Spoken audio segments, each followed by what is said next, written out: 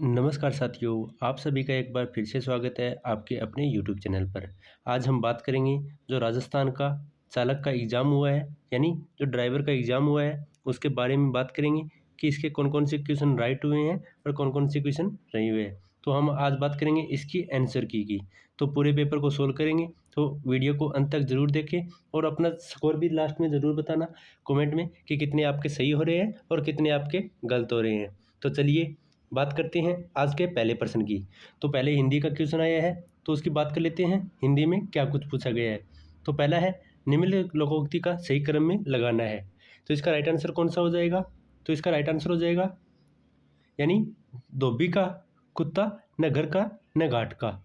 तो पहले सी आएगा, तो इसका राइट आंसर तो हो जाएगा ऑप्शन नंबर डी, यानी CAEDB, ये इसका राइट आंसर हो जाएगा।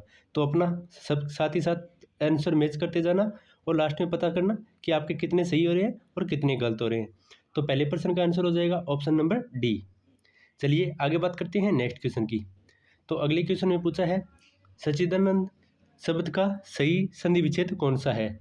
तो इसमें सही विच्छेद की बात करें तो इसका सही जवाब हो जाएगा ऑप्शन नंबर डी, यानी सत प्लस चित प्लस आनंद, यह इसका सही जवाब हो जाएगा।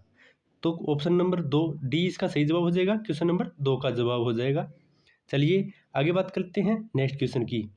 तो अगले प्रश्न की बात करें तो अगला प्रश्न रहेगा प्रश्न नंबर 3।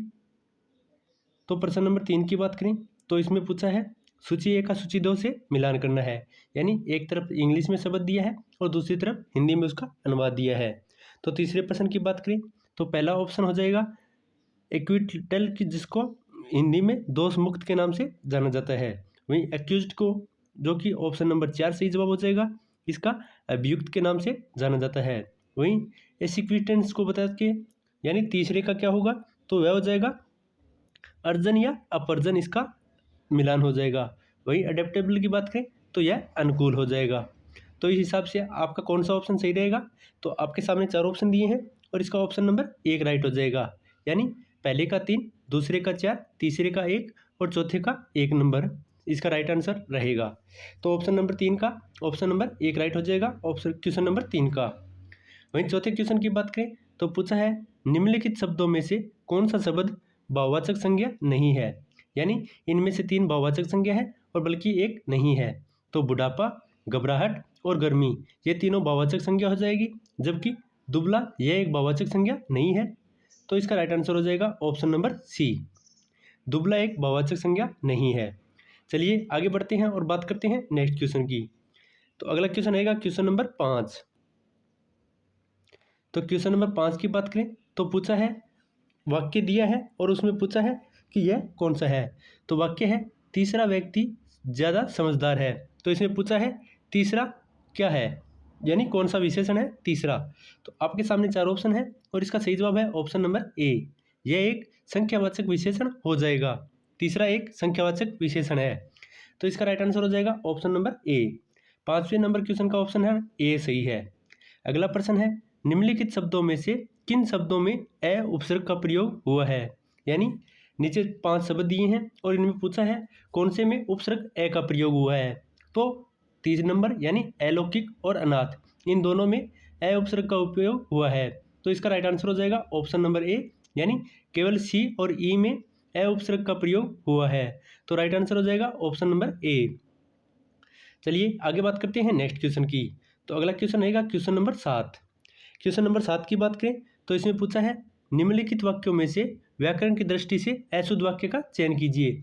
यानी 5 वाक्य दिए हैं और इनमें से पूछा है कौन से अशुद्ध वाक्य है। तो इसमें ऑप्शन नंबर ए, सी और ई, ये तीनों की तीनों अशुद्ध हो जाएंगे, जबकि बी और डी ये शुद्ध हो जाएगा। तो सही ऑप्शन की बात करें तो इसका सही ऑप्शन रहेगा ऑप्शन नंबर ए, यानी ए, सी और ई ये तीनों अशुद्ध हैं, बाकी दोनों शुद्ध हो जाएंगे। तो राइट आंसर हो जाएगा ऑप्शन नंबर ए। वहीं आगे बात करते हैं क्वेश्चन नंबर 8 की। तो क्वेश्चन नंबर 8 में पूछा है, अर्धशासकीय सतर पत्र के संबंध में कौन सा कथन सही नहीं है। तो अर्धशासकीय पत्र की बात करें तो इनमें से कौन सा शब्द सही नहीं है, इसके बारे में पूछा है। तो इसका राइट आंसर रहेगा ऑप्शन नंबर ए, यानी यह समकक्ष अधिकारियों को नहीं लिखे जाते हैं। तो इसका पहला आंसर ही गलत हो जाएगा, यानी इसका राइट आंसर रहेगा ऑप्शन नंबर ए, बाकी तीनों सत्य हो जाएंगे। चलिए आगे बात करेंगे नेक्स्ट क्वेश्चन की। तो अगला क्वेश्चन रहेगा क्वेश्चन नंबर 9। तो क्वेश्चन नंबर 9 की बात कर लेते हैं, जिसमें पूछा है साहित्यिक शब्द में प्रयुक्त सही प्रत्यय का चयन कीजिए। तो साहित्यिक में कौन से प्रत्यय का उपयोग किया गया है, इसके बारे में पूछा है। तो आपके सामने चार ऑप्शन है और इसका सही जवाब हो जाएगा ऑप्शन नंबर ए, यानी इसमें इक प्रत्यय का प्रयोग किया गया है, यानी साहित्य प्लस इक, यानी इसमें इक प्रत्यय का प्रयोग किया गया है। तो 9 नंबर क्वेश्चन का आंसर राइट हो जाएगा ऑप्शन नंबर ए, इक प्रत्यय। चलिए आगे बात करते हैं नेक्स्ट क्वेश्चन की, तो जिसमें सूची 1 का सूची 2 से मिलान करना है, यानी एक तरफ शब्द दिए हैं और दूसरी तरफ उनसे विलोम शब्द दिए हैं। तो पहले बात कर लेते हैं इनमें कौन सा सत्य है। तो ऑप्शन ए की बात करें आगमन का, जो कि इसका सही जवाब हो जाएगा निर्गम। वहीं अभिमुख की बात करें तो यह हो जाएगा विमुख। वहीं अनुरुक्त की बात करें तो यह हो जाएगा विरुक्त। वहीं आरंभ की बात करें तो अवसान इसका विलोम शब्द हो जाएगा।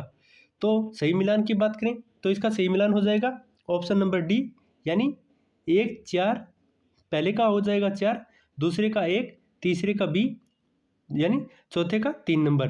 तो राइट आंसर हो जाएगा ऑप्शन नंबर डी। तो 10 नंबर क्वेश्चन का सही जवाब है ऑप्शन नंबर डी। चलिए 11वें क्वेश्चन की बात कर लेते हैं। 11 नंबर क्वेश्चन ने पूछा है निम्नलिखित में से कौन से शब्द कमल के पर्यायवाची हैं, यानी यहाँ पर 4 शब्द दिए हैं और इनमें से पूछा है कि कौन कौन से कमल के पर्यायवाची हैं। तो इसमें सही जवाब तो हो जाएगा ऑप्शन नंबर डी, यानी केवल एक और डी, यानी सरोज और राजीव जो कि कमल के पर्यायवाची हैं, बाकी दोनों कमल के पर्यायवाची नहीं है। तो राइट आंसर हो जाएगा ऑप्शन नंबर डी, केवल ए व डी इसके राइट आंसर है।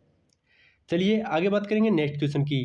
तो क्वेश्चन नंबर 12 की बात करें तो इसमें पूछा है वर्तमान काल और भविष्य काल के क्रमशः कितने भेद हैं। तो वर्तमान काल और भविष्य काल की बात करें तो इसमें कुल कितने भेद हैं। तो वर्तमान काल में कुल 5 भेद हैं, वहीं भविष्य काल में कुल 3 भेद हैं। तो सही मिलान तो 5 और 3 होना चाहिए था, जबकि ऑप्शन में ऐसा कोई भी नहीं है। तो आप इसको अपना क्वेश्चन राइट मान सकते हैं, क्योंकि इसके ऑब्जेक्शन नहीं लग सकता है, क्योंकि इसमें एक भी क्वेश्चन में 5 और 3 ऑप्शन में नहीं दिया है, जबकि यही राइट आंसर है। तो आप इसको ई मान सकते हो या अपनी तरफ से इसे बोनस के रूप में काउंट कर सकते हो। चलिए आगे बात कर लेते हैं अगले प्रश्न की। तो अगला प्रश्न रहेगा प्रश्न नंबर 13। प्रश्न नंबर 13 की बात करें तो इसमें पूछा है निम्नलिखित वाक्यों में से कौन सी क्रिया सकर्मक नहीं है, यानी इनमें से पूछा है कौन सी क्रिया सकर्मक नहीं है। तो इसके सही जवाब की बात करें तो इसका सही जवाब रहेगा ऑप्शन नंबर डी, यानी केवल बी डी और ई यह सकर्मक क्रिया नहीं है, यानी बी डी और ई यह सकर्मक क्रिया नहीं है, बाकी ए और सी दोनों सकर्मक क्रिया हो जाएगी। तो इसका सही जवाब हो जाएगा ऑप्शन नंबर डी, केवल बी डी और ई सकर्मक क्रिया नहीं है। चलिए आगे बात करेंगे नेक्स्ट क्वेश्चन की। तो क्वेश्चन नंबर 14 की बात करें तो इसमें पूछा है निम्नलिखित में से शुद्ध शब्दों का चयन कीजिए। तो शुद्ध शब्दों की बात करें तो इसमें कौन कौन से शुद्ध शब्द दिए हैं उनका चयन करते हैं। तो इसका सही जवाब तो हो जाएगा ऑप्शन नंबर बी, यानी ए सी और ई, यानी आशीर्वाद, संन्यास और उज्ज्वल, ये तीनों के तीनों सही शब्द हो जाएंगे, बाकी प्रज्वलित और कौतूहल ये दोनों गलत हो जाएंगे। तो इसका राइट आंसर रहेगा ऑप्शन नंबर बी, यानी ए सी और ई इसका सही जवाब हो जाएगा।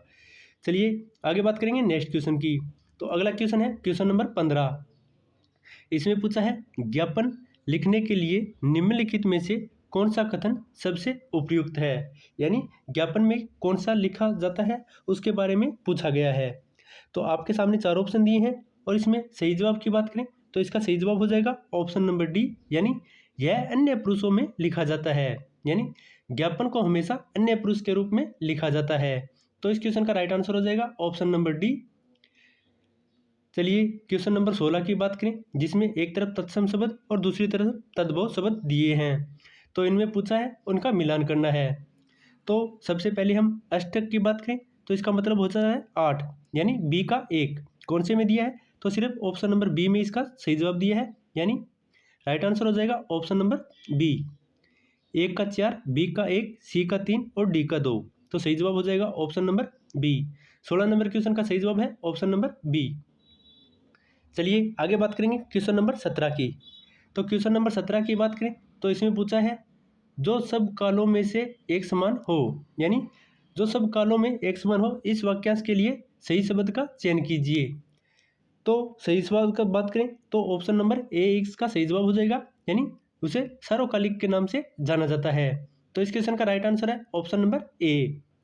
चलिए नेक्स्ट क्वेश्चन की बात करेंगे। तो क्वेश्चन नंबर 18 है, जिसमें पूछा है सही सम्मिलित करना है। एक तरफ सर्वनाम के भेद दिए हैं और दूसरी तरफ उसके उदाहरण दिए हैं। तो आपके सामने 4 ऑप्शन दिए हैं और उनमें मिलान करना है कि कौन सा कौन से है। तो निजवाचक सर्वनाम की बात करें तो इसका सही जवाब हो जाएगा ऑप्शन नंबर 3 में। वहीं अनिश्चयवाचक सर्वनाम की बात करें तो यह सही हो जाएगा ऑप्शन नंबर 1 में। वहीं संबंधवाचक सर्वनाम की बात करें तो यह सही हो जाएगा ऑप्शन नंबर 4 में। वहीं पुरुषवाचक सर्वनाम की बात करें तो यह सही जवाब हो जाएगा ऑप्शन नंबर 2 में। तो इसके सही मिलान की बात करें तो इसका सही जवाब रहेगा ऑप्शन नंबर ए, यानी 3, 1, 4 और 2 इसका सही जवाब हो जाएगा। तो 18 नंबर क्वेश्चन का सही जवाब है ऑप्शन नंबर ए। चलिए आगे बात करेंगे नेक्स्ट क्वेश्चन की। तो क्वेश्चन नंबर 19 में पूछा है असंभव बात होना यह वाक्य के किस मुहावरे को दर्शाता है, यानी असंभव बात होना इसके मुहावरे का अर्थ कौन से में है। तो आपके सामने 4 ऑप्शन दिए हैं और इसका सही जवाब है ऑप्शन नंबर बी, यानी पत्थर पर धूप जमना, यह इसका राइट आंसर हो जाएगा। तो 19 नंबर क्वेश्चन का सही जवाब है ऑप्शन नंबर बी, यानी पत्थर पर धूप जमना इसका राइट आंसर हो जाएगा। चलिए आगे बात करेंगे नेक्स्ट क्वेश्चन की। तो क्वेश्चन नंबर 20 की बात करें तो इसमें पूछा है भूत प्लस ईश्वर की संधि करने पर नया शब्द कौन सा बनेगा। तो इसके सही जवाब की बात करें तो इसका सही जवाब हो जाएगा ऑप्शन नंबर ए, यानी भूतेश्वर इसका सही जवाब रहेगा। तो राइट आंसर हो जाएगा option number B. 20 number question का राइट आंसर है ऑप्शन नंबर बी, यानी भूतेश्वर। चलिए आगे बात करेंगे नेक्स्ट क्वेश्चन की। तो आगे इंग्लिश के कुछ क्वेश्चन दिए हैं उन पे बात कर लेते हैं। तो इंग्लिश के क्वेश्चनों की बात करें तो 21 नंबर क्वेश्चन है, जिसमें सूची 1 का सूची 2 से मिलान करना है। तो जिसमें पूछा है टेबल कौन से जुड़ी हुई है, तो इसका सही जवाब हो जाएगा टोबल एक वर्ब हो जाएगी। वहीं बात करें हॉट क्या है तो यह एक एडजेक्टिव हो जाएगा। वहीं कट की बात करें तो यह वर्ब हो जाएगी, वर्ब या नाउन के रूप में भी इसे जाना जाता है। वहीं ही की बात करें तो यह एक प्रोनाउन हो जाएगा। तो सही जवाब की बात करें तो इसका सही जवाब रहेगा ऑप्शन नंबर सी, यानी 2, 1, 4 और 3 इसका राइट आंसर रहेगा, यानी ऑप्शन सी इसका सही जवाब हो जाएगा। चलिए बात करेंगे 22 नंबर क्वेश्चन की। तो 22 नंबर क्वेश्चन में भी सूची 1 का सूची 2 से मिलान करना है। तो एन की बात करें तो यह तो आर्टिकल हो जाएगा, यानी बी का एक। तो सबसे पहले देखें बी का एक कौन से में है, तो राइट आंसर हो जाएगा ऑप्शन नंबर सी, यानी सिर्फ आप आर्टिकल से ही पता लगा सकते हैं कि कौन सा आंसर राइट है। तो इस क्वेश्चन का सही जवाब है ऑप्शन नंबर सी, यानी 22 नंबर क्वेश्चन का सही जवाब है ऑप्शन नंबर सी। चलिए बात करते हैं 23 नंबर क्वेश्चन की। पूछा है which word is incorrectly split, यानी इनमें से कौन सा शब्द गलत लिखा है। तो आपके सामने 5 ऑप्शन दिए हैं और इनमें से पूछा है कि कौन से शब्द गलत दिए हैं। तो इसका राइट आंसर हो जाएगा ऑप्शन नंबर बी, यानी बी और सी, यानी मैंडेटरी और रिसीव की स्पेलिंग गलत दी गई है, बाकी तीनों शब्द सही है। तो इस क्वेश्चन का राइट आंसर हो जाएगा ऑप्शन नंबर बी, यानी बी एंड सी ओनली गलत है। चलिए आगे बात कर लेते हैं नेक्स्ट क्वेश्चन की। तो अगला क्वेश्चन रहेगा क्वेश्चन नंबर 24। तो क्वेश्चन में 24 में पूछा है rearrange the following of the form of meaning sentenceful, यानी एक सेंटेंस दिया है और उसको सही क्रम में लिखना है। तो इस क्वेश्चन के सही जवाब की बात करें तो इसका सही जवाब रहेगा ऑप्शन नंबर डी, यानी पहले ए फिर बी फिर सी और फिर डी और ई, यानी जो सीक्वेंस दिया है यह बिल्कुल राइट है। तो इसका सही जवाब हो जाएगा option number D, A B C D इसका सही जवाब हो जाएगा। चलिए आगे बात करेंगे नेक्स्ट क्वेश्चन की। तो अगला क्वेश्चन है क्वेश्चन नंबर 25। तो क्वेश्चन नंबर 25 की बात करें तो इसमें पूछा है कि choose the correct underlines preposition, यानी पूछा है ऑफ के स्थान पर कौन सी प्रीपोजिशन सही है, या फॉर सही है, या एट सही है, या टू सही है, या फॉर सही है। तो आपके सामने 5 ऑप्शन दिए हैं, उनमें से पूछा है कि कौन कौन से सही है। तो इसका सही जवाब हो जाएगा ऑप्शन नंबर डी, यानी ए और बी सही है। तो इसका सही जवाब हो जाएगा ऑप्शन नंबर ए और ऑप्शन नंबर बी। तो ये दोनों सही हैं, बाकी तीनों की तीनों रॉन्ग है। तो इसका सही जवाब तो आपको पता चल ही गया होगा, तो इसका सही जवाब है ऑप्शन नंबर डी। चलिए आगे बात करेंगे नेक्स्ट क्वेश्चन की। तो क्वेश्चन नंबर 26 की बात करें तो इसमें पूछा है अरेंज करना है इसको। तो आपके सामने चार ऑप्शन है और इसका सही जवाब है ऑप्शन नंबर डी, यानी पहले ई आएगा, फिर सी आएगा, फिर ए आएगा, फिर डी आएगा और फिर बी आएगा। यानी I am looking for a new employment who will be honest and hard working. तो यह इसका सही जवाब हो जाएगा, यानी ऑप्शन नंबर डी इसका सही जवाब है। चलिए आगे बात करेंगे क्वेश्चन नंबर 27 की। तो क्वेश्चन नंबर 27 में पूछा है fill in the blank with the most suitable word given in the option below. यानी पूछा है रिक्त स्थान में कौन सा उपयुक्त शब्द आएगा। तो आपके सामने चार ऑप्शन है और आप यहाँ पे इस पर पता लगा सकते हैं, क्योंकि यहाँ पर सुपरलेटिव डिग्री दी गई है और सुपरलेटिव डिग्री के साथ हमेशा द का प्रयोग किया जाता है। तो इस क्वेश्चन का राइट आंसर हो जाएगा ऑप्शन नंबर बी। तो 27 नंबर क्वेश्चन का सही जवाब है ऑप्शन नंबर बी, यानी द का यूज किया जाएगा। चलिए आगे बात करते हैं नेक्स्ट क्वेश्चन की। तो क्वेश्चन नंबर 28 में पूछा है choose the most appropriate same meaning in synonym. यानी सेनोनियम के बारे में पूछा है डिलीशियस। डिलीशियस के बारे में पूछा है कि इसका सेनोनियम क्या हो सकता है। तो डिलीशियस का मतलब एक तो खाने में भी यूज किया जाता है, तो उसी हिसाब से इसका सही जवाब हो जाएगा ऑप्शन नंबर ए टेस्टफुल। तो यहाँ पर बताया है कि my mother has baked A delicious cake. तो यानी उसकी माता के द्वारा एक टेस्टफुल केक का बनाया गया है। तो इस क्वेश्चन का सही जवाब है ऑप्शन नंबर ए टेस्टफुल। चलिए आगे बात करेंगे नेक्स्ट क्वेश्चन की। तो क्वेश्चन नंबर 29 में पूछा है given below are the 4 word choose the word which is spelled incorrectly. यानी इनमें से पूछा है कि कौन सी स्पेलिंग गलत है। तो आपके सामने चार ऑप्शन है और उनमें से पूछा है कि कौन कौन से गलत है। तो सबसे पहले बात करें तो इसमें एकोमोडेट की स्पेलिंग जो कि गलत हो जाएगी, यानी इसका सही जवाब हो जाएगा ऑप्शन नंबर सी। यानी इसका सही जवाब है ऑप्शन नंबर सी, एकोमोडेट की स्पेलिंग गलत है, बाकी रिसीव, आर्ग्यूमेंट और डायलॉग इन तीनों की स्पेलिंग सही है। तो इस क्वेश्चन का राइट आंसर है ऑप्शन नंबर सी। चलिए आगे बात करेंगे नेक्स्ट क्वेश्चन की। तो क्वेश्चन नंबर 30 में पूछा है choose the correct passive voice of the sentence. यानी यह सेंटेंस दिया है और इसके पैसिव के बारे में पूछा है। तो इसका सही जवाब है option number A, the truth was not has spoken by her. तो इसका सही जवाब हो जाएगा ऑप्शन नंबर ए। चलिए नेक्स्ट क्वेश्चन की बात कर लेते हैं। तो क्वेश्चन नंबर 31 में पूछा है कि translation for the assertive sentence given below into A negative sentence. यानी यहाँ पर एक पॉजिटिव सेंटेंस दिया है और उसको नेगेटिव सेंटेंस में चेंज करना है। तो इसके सही जवाब की बात करें तो इसका सही जवाब रहेगा ऑप्शन नंबर बी, यानी दे प्लेड क्रिकेट। तो इसका पूछा है they did not played cricket. तो यहाँ पर भी पास्ट है और यहाँ पर भी पास्ट है, जबकि इनका मीनिंग सेम हो जाएगा, सिर्फ यह पॉजिटिव है और यह नेगेटिव है। तो इस क्वेश्चन का राइट आंसर है ऑप्शन नंबर बी। चलिए आगे बात करेंगे क्वेश्चन नंबर 32 की। तो क्वेश्चन नंबर 32 की बात करें तो इसमें पूछा है choose the most appropriate word in the filling the blank. यानी रिक्त स्थान पर कौन सा शब्द आएगा। तो इसमें चार ऑप्शन दिए हैं और इसका सही जवाब है ऑप्शन नंबर डी, यानी फ्रॉम से टू का यहाँ पर सही प्रयोग हो जाएगा। यानी कोई चीज़ इस टाइम से स्टार्ट हुई है और यहाँ तक खत्म हुई है तो यहाँ पर फ्रॉम और टू का प्रयोग किया जाता है। तो इस क्वेश्चन का राइट आंसर हो जाएगा option number D, from and to. चलिए आगे बात कर लेते हैं नेक्स्ट क्वेश्चन की। तो अगला क्वेश्चन है क्वेश्चन नंबर 33, जिसमें पूछा है कि identified the idea that is conveyed through the following sentence, choose the most appropriate option for the bellowing. यानी यहाँ पर लिखा है please giving me a glass of water. तो यह क्या है इसके बारे में पूछा है। तो 33 नंबर क्वेश्चन के सही जवाब की बात करें तो इसका सही जवाब हो जाएगा ऑप्शन नंबर सी, यानी यह किसी के द्वारा रिक्वेस्ट की गई है। तो इसका सही जवाब है ऑप्शन नंबर सी। चलिए आगे बात कर लेते हैं नेक्स्ट क्वेश्चन की। तो क्वेश्चन नंबर 34 में पूछा है choose the correct indirect speech of the billowing sentence. यानी इस सेंटेंस के बारे में पूछा है कि इसका इनडायरेक्ट सेंटेंस क्या होगा। तो आपके सामने चार ऑप्शन हैं और इसका सही जवाब तो यह ऑप्शन भी आप डाउट में है, यानी इस क्वेश्चन को भी आप मार्क कर सकते हैं क्योंकि इसका ऑप्शन में कोई भी दिया नहीं है, क्योंकि यह एक यूनिवर्सल ट्रूथ है, क्योंकि यह कभी चेंज नहीं होता है। तो इसका सही जवाब तो या तो इसको सी डी माना जा सकता है, बाकी तो इसमें कोई ऑप्शन है ही नहीं। तो इसका सही जवाब हो जाएगा ऑप्शन नंबर ई। मेरे हिसाब से यह आपके लिए बोनस में रहेगा।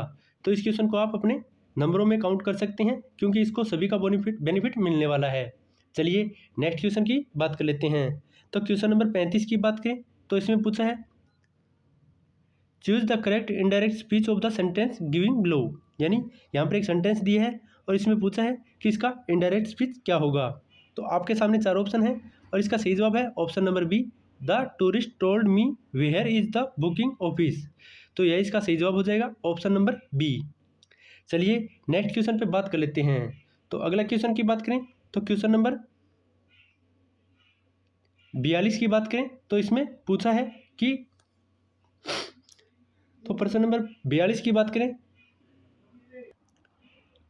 अभी हम बात करेंगे 42 नंबर क्वेश्चन की, जो कि कंप्यूटर और सामान्य ज्ञान के कुछ क्वेश्चन हैं। तो बात करते हैं 42 नंबर क्वेश्चन में पूछा है राज्य सरकार ने किस वर्ष में जन सूचना पोर्टल शुरू किया था। तो जन पोर्टल की बात करें, जन सूचना पोर्टल, तो यह कब शुरू किया गया था। तो इसका सही जवाब है ऑप्शन नंबर ए, यानी 2019 में इस पोर्टल की शुरुआत की गई थी। चलिए नेक्स्ट क्वेश्चन पे बात करते हैं।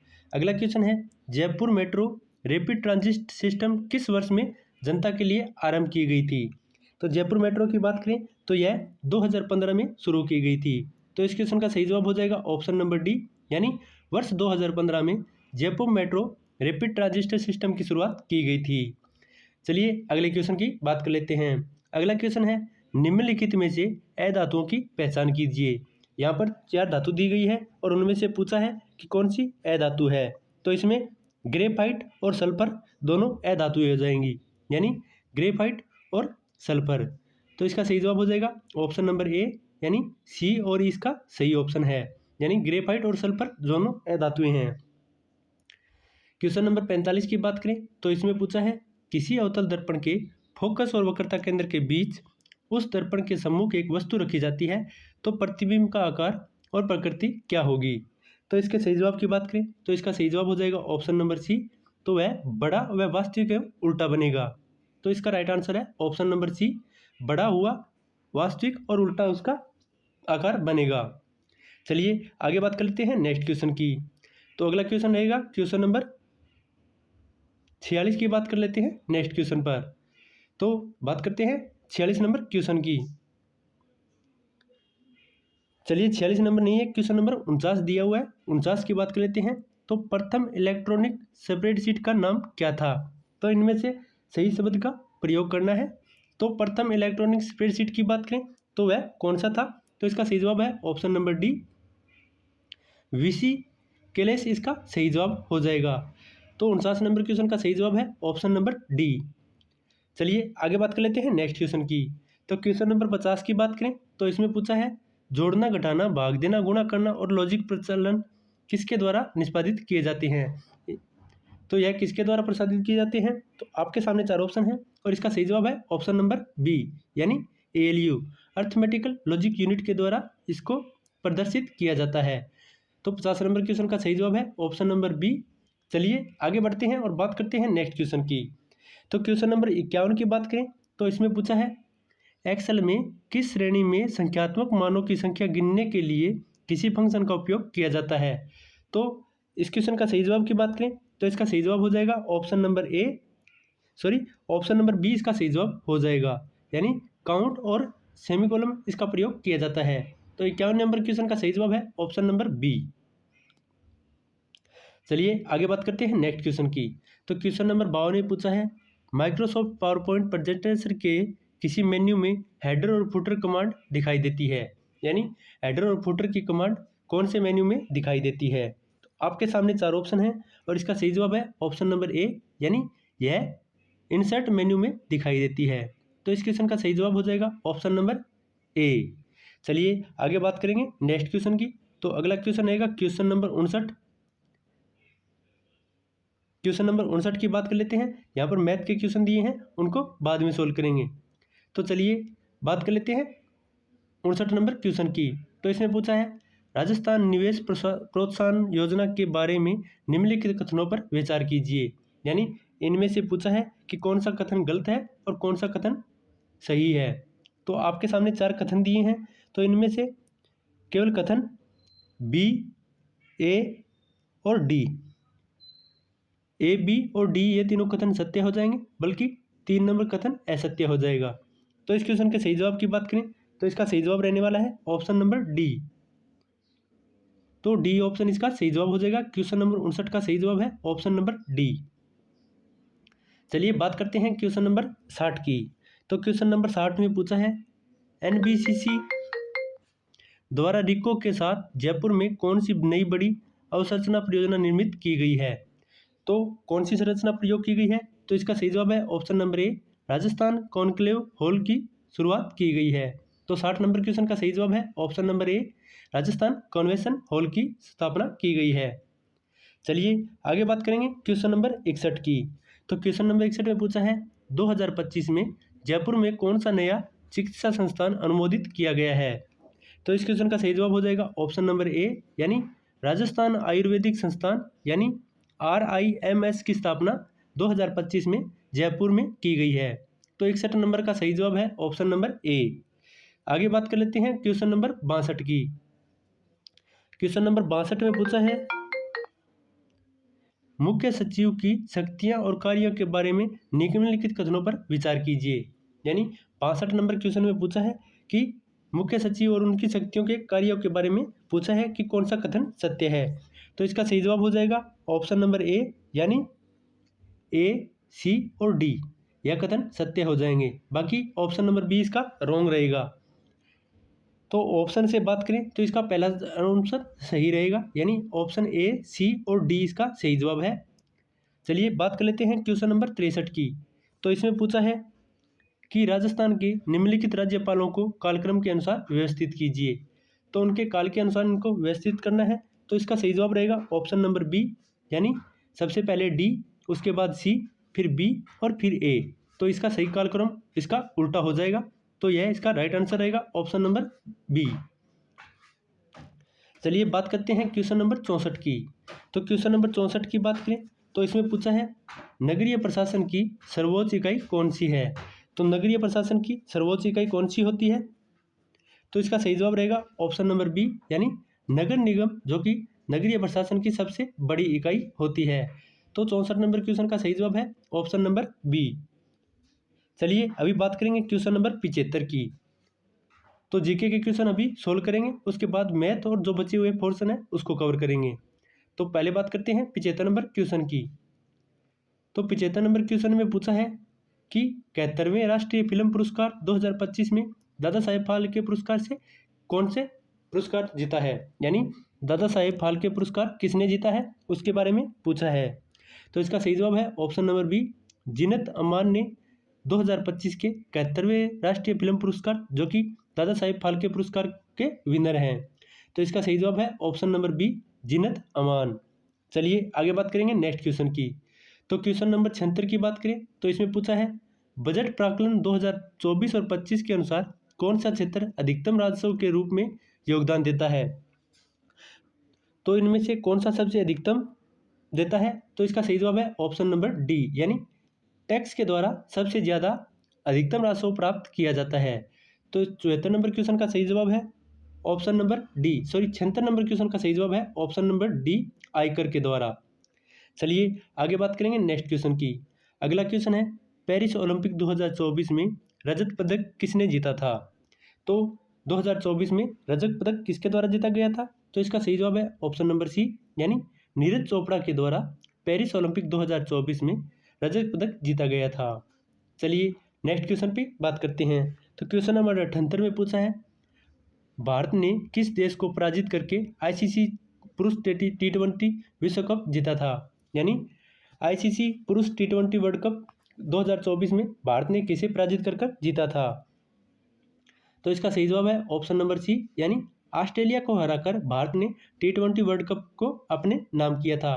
तो 78 नंबर क्वेश्चन का सही जवाब है ऑप्शन नंबर सी। चलिए आगे बात करेंगे क्वेश्चन नंबर 84 पर। क्वेश्चन नंबर 84 की बात करें तो इसमें पूछा है सूची 1 का सूची 2 से मिलान करना है। एक तरफ शहर दिए हैं और दूसरी तरफ उससे प्रसिद्ध कारण दिए हैं। तो 84 नंबर क्वेश्चन की बात करें तो इसका सही जवाब तो रहेगा ऑप्शन नंबर ए। तो इसका सही जवाब तो बता दिया है, ऑप्शन नंबर ए इसका सही जवाब रहेगा, यानी बांसवाड़ा का संबंध जो कि स्वर्णिम द्वीपों के हो जाएगा, क्योंकि बांसवाड़ा को द्वीपों का शहर भी कहा जाता है। वहीं भीलवाड़ा की बात करें तो इसे वस्त्र नगरी के नाम से जाना जाता है, तो इसका 4 नंबर सही रहेगा। वहीं जालौर की बात करें तो इसे ग्रेनाइट शहर के नाम से जाना जाता है। वहीं जैसलमेर को दुर्गों और हवेलियों का शहर माना जाता है, तो इसीलिए इसका सही जवाब हो जाएगा ऑप्शन नंबर ए। 3, 4, 1 और 2 इसका सही जवाब रहेगा। चलिए आगे बात करते हैं क्वेश्चन नंबर 85 पर। तो क्वेश्चन नंबर 85 में दिया है सूची ए का सूची 2 से मिलान करना है।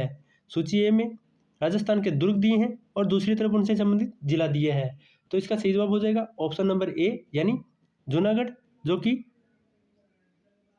जूनागढ़ की बात करें तो यह कहाँ पर स्थित है, तो यह बीकानेर में स्थित है, तो इसका पहले का सही जवाब हो जाएगा जूनागढ़, जो कि बीकानेर में स्थित है। वहीं गागरोन की बात करें तो यह झालावाड़ में, जयगढ़ की बात करें तो आमेर में, वहीं लोहागढ़ की बात करें तो यह भरतपुर में हो जाएगा। तो इनमें सही जवाब रहेगा ऑप्शन नंबर बी, यानी ए 4, 3, 2, 1 इसका सही जवाब हो जाएगा। राइट आंसर रहेगा ऑप्शन नंबर बी। चलिए आगे बात करेंगे क्वेश्चन नंबर 86 की। तो क्वेश्चन नंबर 86 की बात करें, इसमें पूछा है केवलादेव घनी राष्ट्रीय पक्षी किस जिले में स्थित है। तो केवलादेव घना राष्ट्रीय उद्यान कौन से जिले में स्थित है। आपके सामने 4 ऑप्शन है और इसका सही जवाब है ऑप्शन नंबर सी, यानी यह भरतपुर जिले में स्थित है। चलिए आगे बात करेंगे नेक्स्ट क्वेश्चन की। तो अगला क्वेश्चन है क्वेश्चन नंबर 92। क्वेश्चन नंबर 92 की बात करें तो इसमें पूछा है जयपुर में जंतर मंतर खगोलीय वेधशाला किसके द्वारा निर्मित की गई थी। तो यह किसके द्वारा निर्मित की गई थी, तो इसका सही जवाब है ऑप्शन नंबर बी, यानी महाराजा सवाई जय सिंह द्वितीय के द्वारा जयपुर में जंतर मंतर की स्थापना की गई थी। चलिए आगे बात करेंगे नेक्स्ट क्वेश्चन की। अगला क्वेश्चन है निम्नलिखित में से किस नदी के किनारे शेरगढ़ दुर्ग स्थित है। तो शेरगढ़ दुर्ग की बात करें तो यह कौन सी नदी के किनारे स्थित है, तो इसका सही जवाब हो जाएगा ऑप्शन नंबर सी, यानी यह माही नदी के किनारे स्थित है। तो 93 नंबर क्वेश्चन का सही जवाब है ऑप्शन नंबर सी, माही नदी। इसका सही जवाब माही नदी नहीं होना चाहिए, मेरे हिसाब से परवन नदी होना चाहिए, क्योंकि माही नदी तो सिर्फ बांसवाड़ा और डूंगरपुर में चलती है, वरना इसका सही जवाब है ऑप्शन नंबर डी, यह परवन नदी के किनारे स्थित है। तो इसका सही जवाब है ऑप्शन नंबर डी। 93 का सही जवाब है ऑप्शन नंबर डी। चलिए आगे बात करेंगे क्वेश्चन नंबर 94 पर। इसमें पूछा है सिलीसेट बांध निम्नलिखित में से किस शासक के द्वारा निर्मित किया गया था। तो इसकी बात करें तो इसका सही जवाब हो जाएगा ऑप्शन नंबर डी, यानी महाराजा बख्तावर सिंह के द्वारा सिलीसेट बांध का निर्माण किया गया था। तो 94 नंबर क्वेश्चन का सही जवाब है ऑप्शन नंबर डी। चलिए नेक्स्ट क्वेश्चन की बात कर लेते हैं। क्वेश्चन नंबर 95 की बात करें तो इसमें पूछा है विश्व का एकमात्र ब्रह्मा मंदिर निम्न में से किस स्थान पर स्थित है। तो ब्रह्मा मंदिर की बात करें तो यह कहाँ पर स्थित है, तो इसका सही जवाब हो जाएगा ऑप्शन नंबर बी, यानी यह अजमेर के पुष्कर में स्थित है। तो विश्व का एकमात्र ब्रह्मा मंदिर जो कि पुष्कर में स्थित है। तो 95 नंबर क्वेश्चन का सही जवाब है ऑप्शन नंबर बी। चलिए नेक्स्ट क्वेश्चन की बात कर लेते हैं। क्वेश्चन नंबर 96 पूछा है बागोर मध्य पाषाण सतल राजस्थान के निम्नलिखित में से किस जिले में स्थित है। तो बागोर की बात करें तो यह राजस्थान के कौन से जिले में स्थित है, तो इसका सही जवाब है ऑप्शन नंबर डी, यानी यह राजस्थान के भीलवाड़ा जिले में स्थित है। तो 96 नंबर क्वेश्चन का सही जवाब है ऑप्शन नंबर डी। चलिए नेक्स्ट की बात कर लेते हैं। क्वेश्चन नंबर 97 की बात करें तो इसमें पूछा है राजस्थान के कबीर के रूप में किसे जाना जाता है। तो राजस्थान के कबीर की बात करें तो यह किसे जाना जाता है, तो इसका सही जवाब हो जाएगा ऑप्शन नंबर बी, यानी हरिदास को राजस्थान के कबीरदास के रूप में जाना जाता है। तो इस क्वेश्चन का सही जवाब है ऑप्शन नंबर बी, हरिदास। चलिए आगे बात करेंगे नेक्स्ट क्वेश्चन की। क्वेश्चन नंबर 58 है। इसमें पूछा है संपूर्ण देश डैश निर्वाचित क्षेत्रों में विभाजित है। तो यह कितने निर्वाचित क्षेत्रों में विभाजित है, तो इसका सही जवाब है ऑप्शन नंबर ए, यानी कुल 543 निर्वाचित क्षेत्रों में भारत को विभाजित किया गया है। तो 98 नंबर क्वेश्चन का सही जवाब है ऑप्शन नंबर ए। वहीं आगे बात करते हैं नेक्स्ट क्वेश्चन की। क्वेश्चन नंबर 99 है। इसमें पूछा है भारत के निर्वाचन आयोग की अध्यक्षता कौन करता है। तो निर्वाचन आयोग की अध्यक्षता किसके द्वारा की जाती है, तो इसका सही जवाब है ऑप्शन नंबर सी, यानी मुख्य निर्वाचन चुनाव आयुक्त के द्वारा इसकी अध्यक्षता की जाती है। तो 99 क्वेश्चन का सही जवाब है ऑप्शन नंबर सी, मुख्य चुनाव निवृत्त आयोग के द्वारा इसकी स्थापना अध्यक्षता की जाती है। वहीं आगे बात करते हैं नेक्स्ट क्वेश्चन की। क्वेश्चन नंबर 100 की बात करें तो इसमें पूछा है राजस्थान के निम्नलिखित भूआकृति क्षेत्रों को पश्चिम से पूर्व में व्यवस्थित करना है, यानी पश्चिम में कौन सा है और उसके अनुसार इसको व्यवस्थित करना है। तो 100 नंबर क्वेश्चन की बात करें तो इसका सही जवाब तो रहेगा ऑप्शन नंबर बी, यानी सबसे पहले थार मरुस्थल आएगा, उसके बाद अरावली आएगी और उसके बाद अरावली की बात करें, सॉरी पहले अरावली नहीं आएगी, सबसे पहले पश्चिमी थार, उसके बाद अरावली और उसके बाद जलोढ़ मृदा और उसके बाद केंद्रीय पठारी पहाड़ियाँ आएगी। तो इसका सही जवाब तो रहेगा ऑप्शन नंबर बी, सबसे पहले B D A C. B यानी थार मरुस्थल, डी यानी केंद्रीय पठारीय पहाड़ी और ए यानी अरावली श्रृंखला और सी यानी पूर्वी जलोढ़ मैदान। तो 100 नंबर क्वेश्चन का सही जवाब है ऑप्शन नंबर बी। तो बात करते हैं नेक्स्ट क्वेश्चन की। अगला क्वेश्चन है क्वेश्चन नंबर 101। इसमें पूछा है राजस्थान के निम्नलिखित नदी तंत्रों को उसके द्वारा प्रवाहित क्षेत्रों के अनुसार अवरोही क्रम में व्यवस्थित कीजिए, यानी घटते क्रम में व्यवस्थित करना है। तो सबसे पहले बात कर लेते हैं उनके घटते क्रम में। तो सबसे पहले हो जाएगा साबरमती का और उसके बाद हो जाएगा चंबल नदी का। घटते क्रम में बात की गई है, यानी सबसे ज़्यादा तो इसका सही जवाब है साबरमती, चंबल, माही और बाणगंगा। इस क्वेश्चन को आप डाउट में रख सकती हो, इसका सही जवाब मुझे अभी पता नहीं है क्या इसका सही जवाब हो सकता है। मेरे हिसाब से सबसे पहले तो चंबल नदी का आएगा, उसके बाद माही नदी का आएगा और बाणगंगा का सबसे लास्ट में आना चाहिए, या तो इसका सही जवाब है ऑप्शन नंबर बी। चलिए आगे बात कर लेते हैं क्वेश्चन नंबर 102 की। तो राज्य राजस्थान में सबसे लंबा राष्ट्रीय राजमार्ग कौन सा है? तो राजस्थान का सबसे लंबा राष्ट्रीय राजमार्ग की बात करें तो वह कौन सा है? तो वह NH71 हो जाएगा। तो इसका सही जवाब है ऑप्शन नंबर बी, NH71, जो कि राजस्थान का सबसे लंबा राष्ट्रीय राजमार्ग है। आगे बात करेंगे क्वेश्चन नंबर 103 की। इसमें पूछा है सूची 1 का सूची 2 से मिलान करना है। तो इसमें 4 ऑप्शन दिए हैं, उनका मिलान करना है।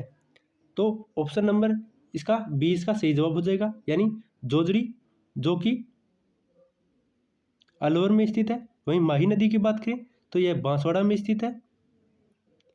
तो बी का 2 हो जाएगा, तो उसी से आप मिलान कर सकते हैं।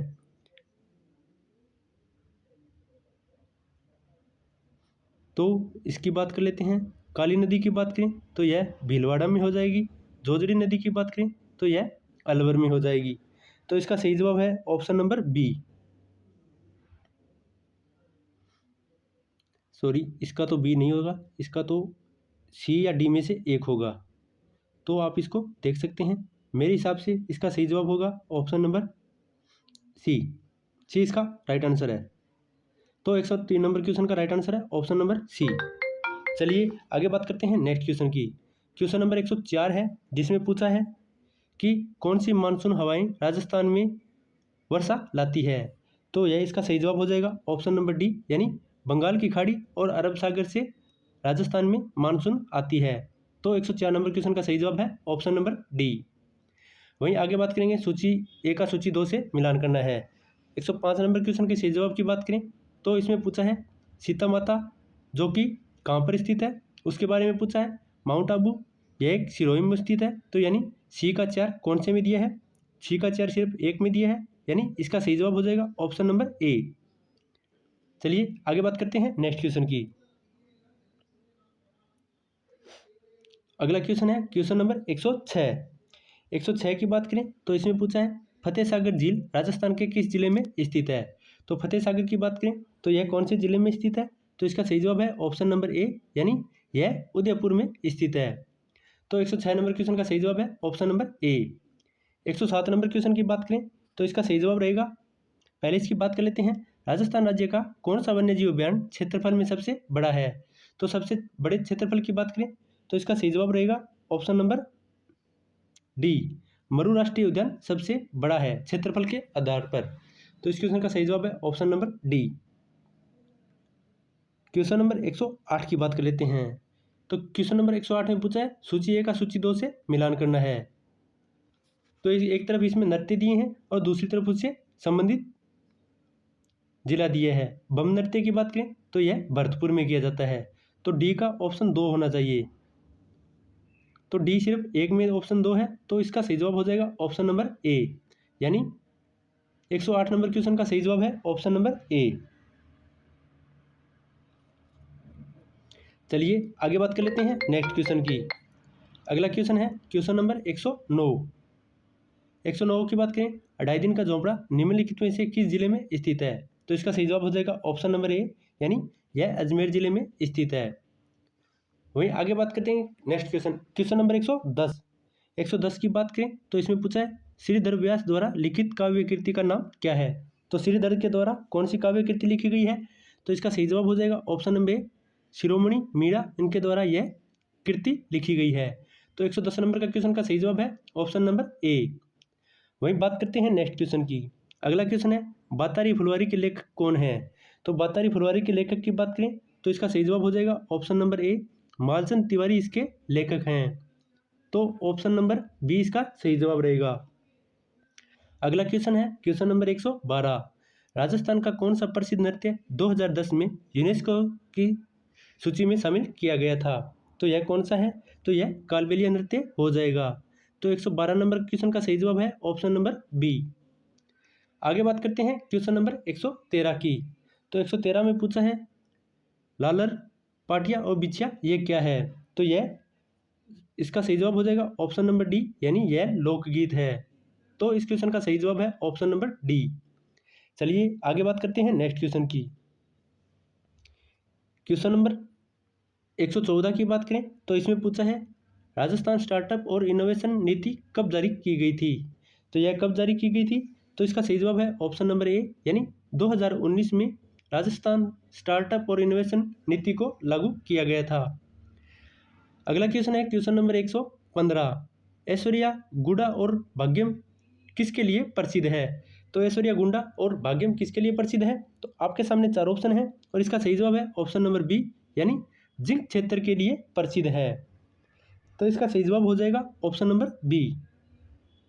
चलिए आगे बात करते हैं नेक्स्ट क्वेश्चन की। तो क्वेश्चन नंबर 116 में पूछा है भारत की जनगणना 2011 के अनुसार राजस्थान की जनजातीय आबादी का कितना प्रतिशत हिस्सा है? तो इसका सही जवाब रहेगा ऑप्शन नंबर सी, यानी 21.4% हिस्सा है। यानी भारत की जनगणना 2011 के अनुसार राजस्थान में जनजातीय आबादी का क्षेत्रफल कितना प्रतिशत है? तो 21.4% जनजाति का क्षेत्रफल भारत में राजस्थान में स्थित है।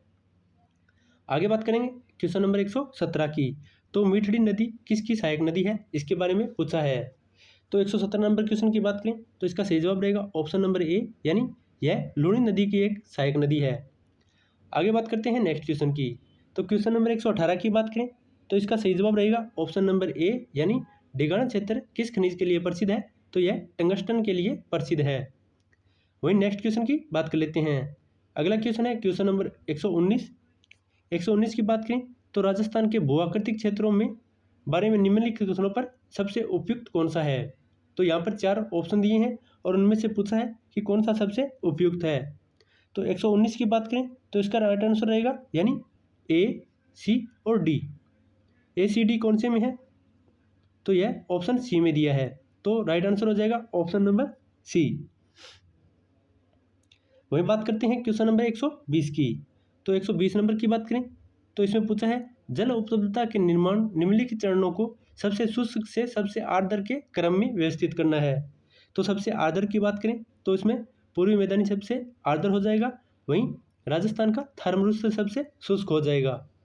तो 120 नंबर क्वेश्चन के सही जवाब की बात करें तो इसका सही जवाब रहने वाला है ऑप्शन नंबर डी। चलिए आगे बात कर लेते हैं। मैथ के क्वेश्चन रह गए हैं, उनकी बात कर लेते हैं। तो चलिए मैथ के क्वेश्चनों की बात करें कि उनमें कौन कौन से राइट हो सकते हैं, उनके राइट आंसरों की बात कर लेते हैं। तो 69 नंबर क्वेश्चनों पर मैथ दिया गया है, उनको कवर कर लेते हैं। तो चलिए मैथ के क्वेश्चन देख लेते हैं।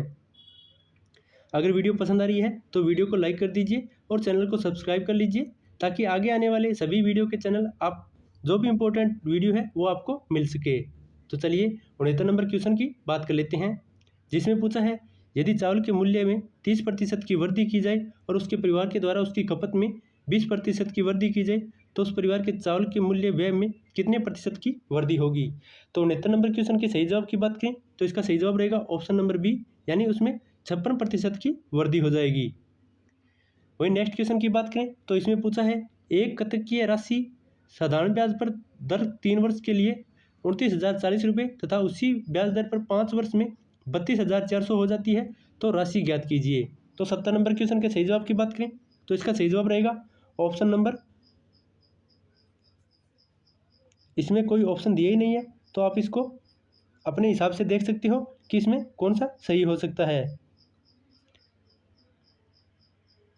तो इस क्वेश्चन को आप डाउट में रख सकते हो, बाद में इसका जवाब जरूर बता देंगे। अगला क्वेश्चन है क्वेश्चन नंबर 71। इसमें पूछा है यदि ए अनुपात बी इतना है, सी अनुपात बी इतना है, तो इसमें ए बी सी डी का अनुपात पूछा है। तो इस क्वेश्चन के सही जवाब की बात करें तो इसका सही जवाब रहेगा ऑप्शन नंबर सी, यानी 30, 62, 31 और 3, यह इसका सही जवाब हो जाएगा। चलिए आगे बात करते हैं नेक्स्ट क्वेश्चन की। क्वेश्चन नंबर 72 की बात करें तो इसमें पूछा है दो संख्याओं के एलसीएम और एचसीएफ क्रमशः इतनी है, यदि एक संख्या ये है तो दूसरी संख्या ज्ञात कीजिए। तो दूसरी संख्या ऑप्शन बी, यानी इसकी 74 हो जाएगी। तो 72 नंबर क्वेश्चन का सही जवाब है ऑप्शन नंबर बी, 84 इसकी सही जवाब रहेगा। सॉरी, राइट आंसर रहेगा ऑप्शन नंबर बी, यानी 84 इसका सही जवाब रहेगा। 13 नंबर क्वेश्चन की बात करें तो इसमें पूछा है 13 नंबर क्वेश्चन का सही जवाब बता देते हैं आपको। तो इसका सही जवाब रहेगा ऑप्शन नंबर सी, यानी 44.50 इसकी सही जवाब आ जाएगा। चलिए नेक्स्ट क्वेश्चन की बात कर लेते हैं और अंतिम क्वेश्चन है आज का।